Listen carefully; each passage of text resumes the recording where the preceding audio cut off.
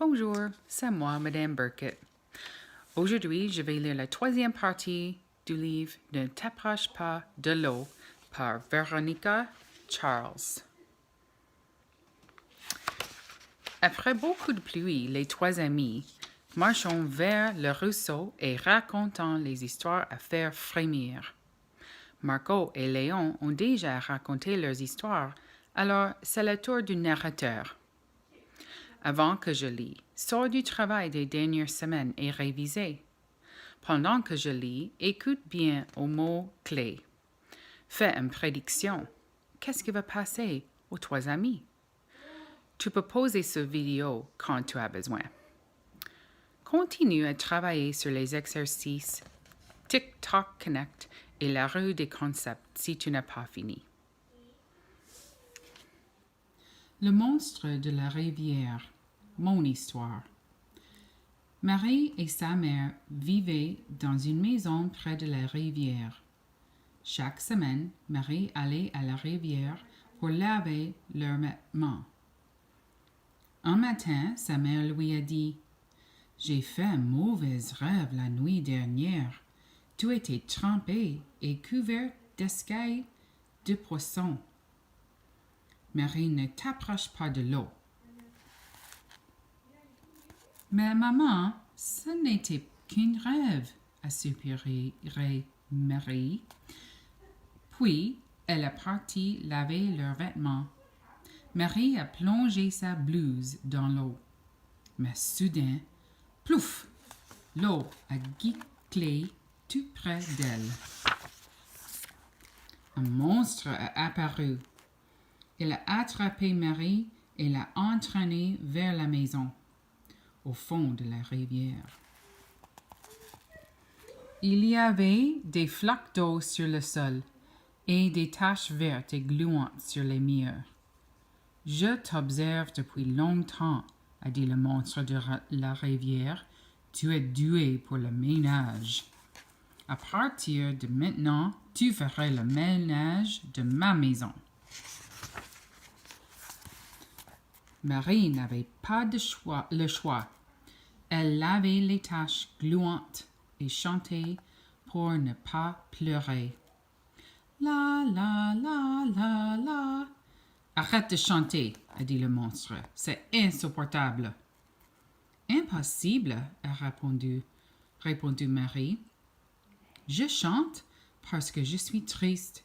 Je suis triste parce que je n'ai pas eu la chance de dire au revoir à ma mère. Et elle a recommencé à chanter. La la la la.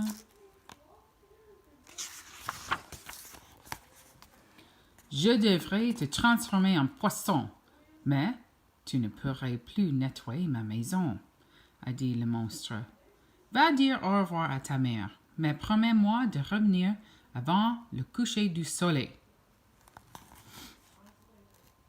Je vous le promets, a répondu Marie. Le monstre de la rivière a donc conduit Marie jusqu'à la rive.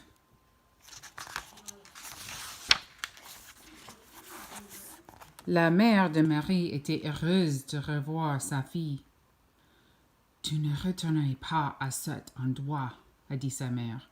« Mais je dois tenir ma promesse, » s'est écriée Marie. « Ne t'inquiète pas, tu es en sécurité ici. » Puis, la mère a verrouillé la porte. Au coucher du soleil, elles ont entendu du pas. Puis, toc, toc. Quelqu'un frappait à la porte. Marie, c'est l'heure du départ. C'était le monstre de la rivière. Je ne vous donnerai pas ma fille, a crié la mère. Toc, toc, toc. Le monstre était fâché. Marie, sors. Tiens ta promesse. Retournez dans la rivière et laissez ma fille tranquille, a encore crié la mère. Tout est redevenu silencieux. Mais puis, la mère a entendu des pas qui s'éloignaient.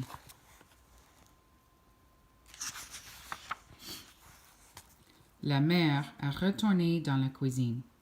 « Il est parti, Marie. Tu vas bien maintenant? » Marie? Marie ne répondait pas. Elle avait disparu. Sur le plancher de la cuisine, un poisson remuait dans une flaque d'eau.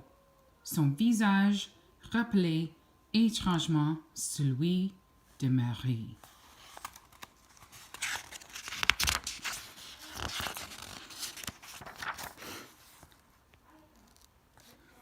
Le ruisseau, partie 2.